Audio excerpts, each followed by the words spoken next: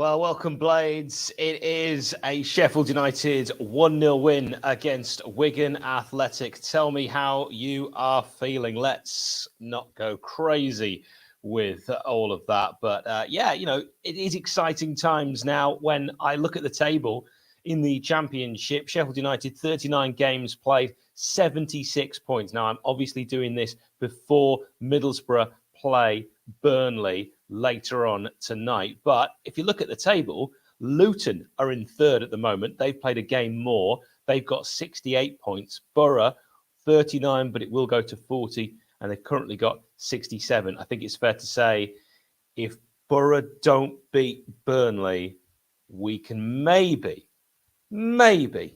slightly, just a tiny bit, and it's not very Sheffield United, say, it's been a good day. Let's, in fact, go back through the day. I really enjoyed this. I'd like to say happy Good Friday to all of you that are celebrating today. Baldock, let's start with him at left wing back. Thought he played well there as Lowe was out through illness. Bogle at right wing back.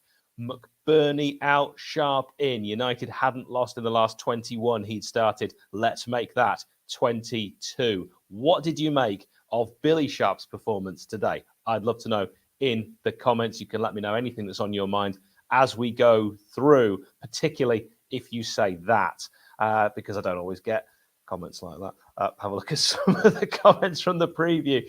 Now, first half, if you regularly watch my match reactions, you'll know that I say, if Sander Berge asserts himself and his strength early on, he has a good game. He can dominate matches. But what he does early on will always have a big impact. In this one, he outmuscled his man in his first involvement, and that set the tone. Sander Berge played really, really well. I've been banging on about that and saying that for so long. So long. And I'm really pleased that today that actually came to fruition for Sander. He needed a good game. He had it. But the first chance fell to Blackburn nemesis Tommy Doyle, who fired over from a corner on his right towards the Kop. We must have lost the toss as we were shooting towards the Kop first half. Never Sheffield United's favoured option. And my dad always says, no, that's it. It's a bad sign. But it actually worked out today. Admittedly, it'd have been great to be shooting towards the Kop second half, because I feel like if we had done that, we might have added a few more goals. It was a sunny day, sold out lane with some additional seats available, of course, on the Kop from recent weeks, not the full amount, and the atmosphere was pretty decent from the off. Anel went down on 4 minutes following a late challenge from James McLean. I thought James McLean was very busy in this game for Wigan. Luckily, Anel Ahmedhodzic was fit to continue. And it was a good start from United overall. And yeah, David, of course, saying exactly what I think many of us are thinking looking back on that. Please do let me know who your man of the match was as we go on in this match reaction. Please as well hit like, really does help with the algorithm, or if you prefer, algorithm. The goal, it came early, 8 minutes. Sander did really well to set up James McAtee. I love that kid, who provided with his left, from the left, in the box, for Iliman Ndiaye, who finished well at the back stick. 13 goals in all competitions for the Senegalese frontman. Should we say frontman now? I've been saying that Iliman is best in the 10, just behind, as kind of an attacking midfielder. He's playing as a striker more and more, and it's working. He's got the same amount of goals as a striker, Ollie McBurney, both on 13 for this season. But Billy Sharp should have scored. He should have scored straight after this. He missed a golden chance. It was gift wrapped on 12 minutes. I can't put it any other way. He should have scored. Doyle to Baldock, who nodded it down superbly for Billy Sharp, and he hit his shot onto the Wigan defender, so it went over the bar. But he'll be disappointed he didn't bag there. The midfield was working so hard for United early on. I was really, really impressed with the midfield. I say early on, it carried on, actually. I thought the midfield worked superbly right throughout. And by the way, loving the shouts for different man of the matches. And yeah, it really was a quality cross from McAtee for that goal. But Billy, just after, should have scored. Wigan did have a couple of fleeting moments on the break. Certainly in the first 15, there was moments again in the second where they would also have some pretty decent chances. Interesting, John says, we haven't played great for ages. I've got to say, this is for me, one of the best 1-0s you will ever see. I thought Sheffield United dominated this. And yes, it was egg sighting Easter for the Bladesmen. And the referee for this game was Andy Davies from Hampshire, his first Blades game of the season. He's taken charge of just 20 matches as well this season, so he's not had a lot. Last season, he refereed our 0-0 at home to Luton and our 1-0 away at Reading.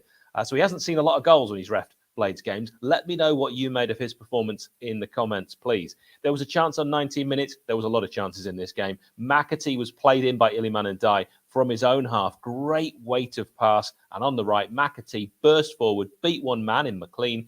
Then a great Dariqua challenge in the box denied McAtee just as he was about to pull the trigger. He could have shot sooner, but the main concern was over his fitness as he stayed down and received treatment for some time. That would be the bulk of why we had so many minutes added on in the first half. I just want to make a quick mention of Tommy Doyle. Thought he was absolutely fantastic in this game. Really, really incredible. If there's any hope, any prayer that we can have one or both of Tommy Doyle or James McAtee and James McAtee next season on loan, maybe in the Prem, that would be truly amazing. Truly amazing.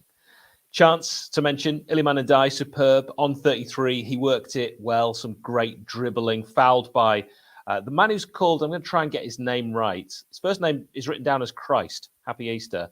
Teehee. Christ Teehee. So he was fouled with Ndiaye on the edge of the box, and United had the free kick. Doyle fired over the bar.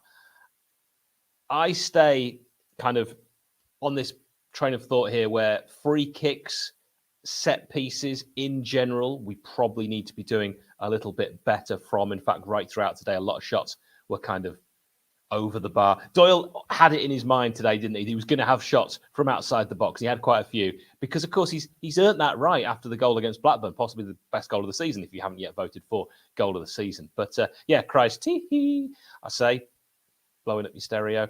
He was really busy in this game for Wigan. He would have more involvement. We'll get to that before he would be subbed. Chance on 36 and Ndiaye with a great run after an advantage from the ref, a really good one. And Ndiaye on the left ran across the box, past Watmore. It hit McLean as it was going in the goal, and it rolled into the grateful hands of the keeper, Amos. Superb stuff from Skillyman. Should and could have been 3-0. I mean that by 36 minutes of this first half. United were that dominant. Yes, Danny, you did. So did Nick. He called it right as well I think he did, didn't he?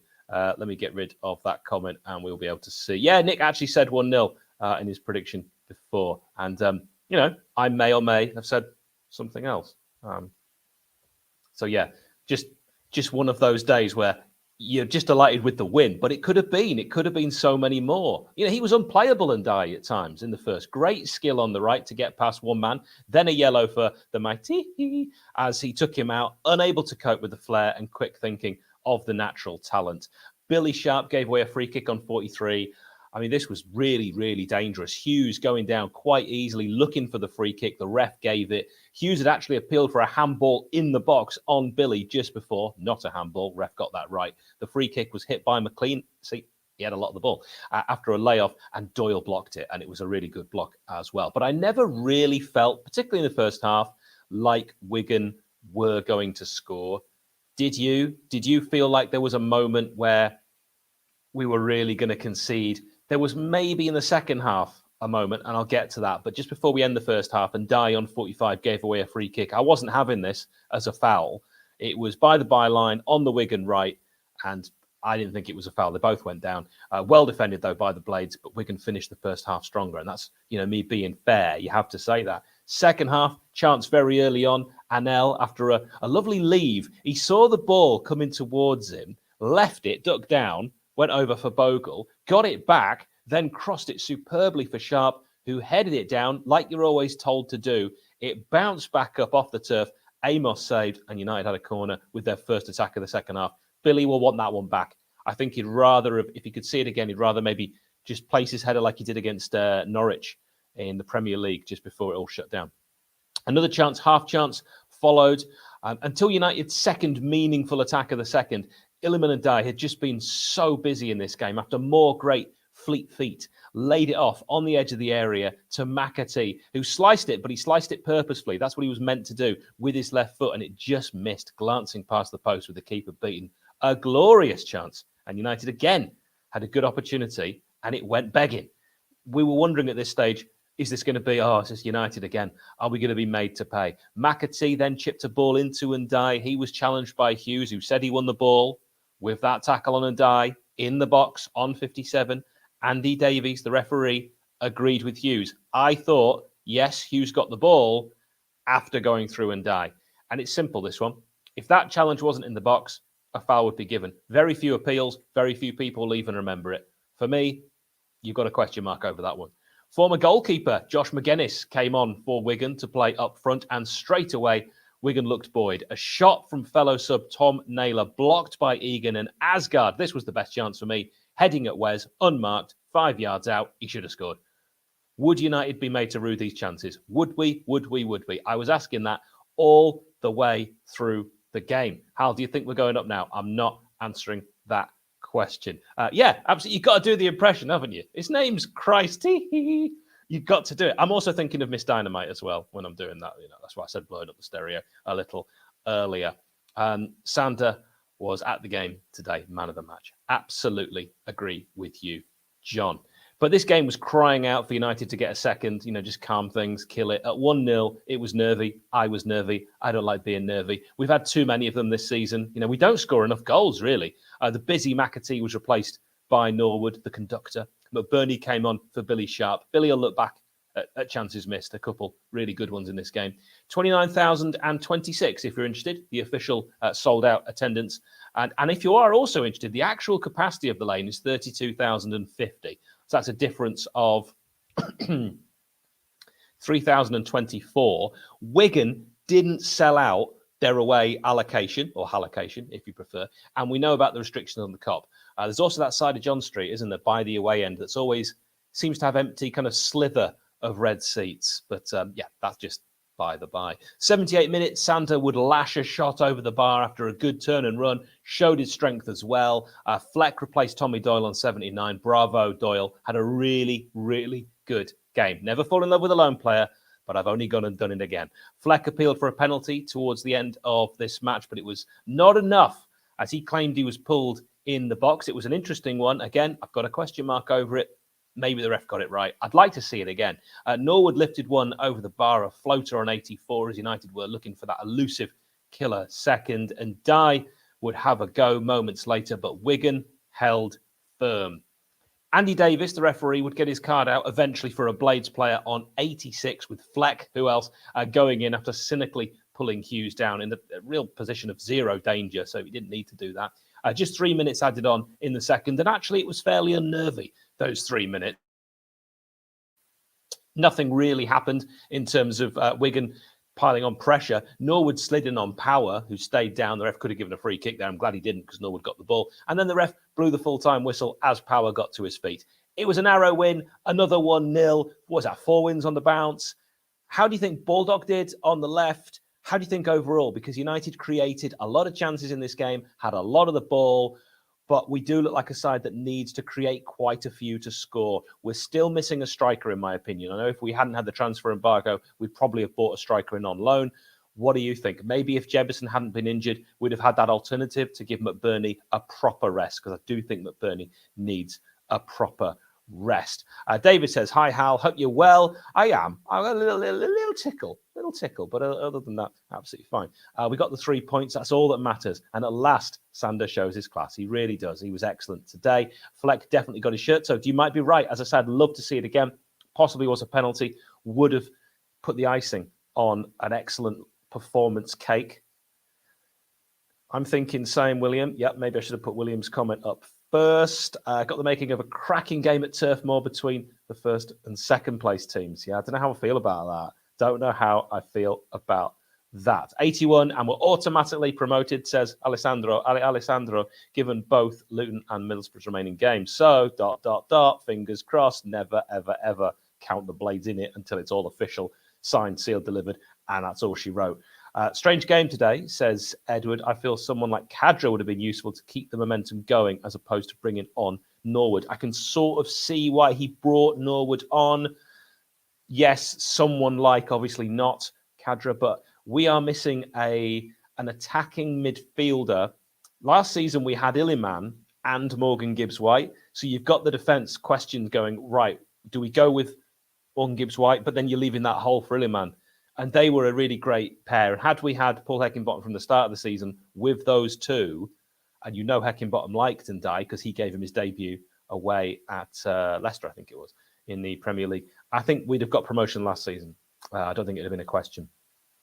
Such an important win today. Jim Phipps, the legend, let Burnley get promoted this weekend so they can start celebrating and dull themselves for early next week. It works both ways, doesn't it? Sometimes that's the case. Sometimes because they've got no pressure on them and we kind of have to win,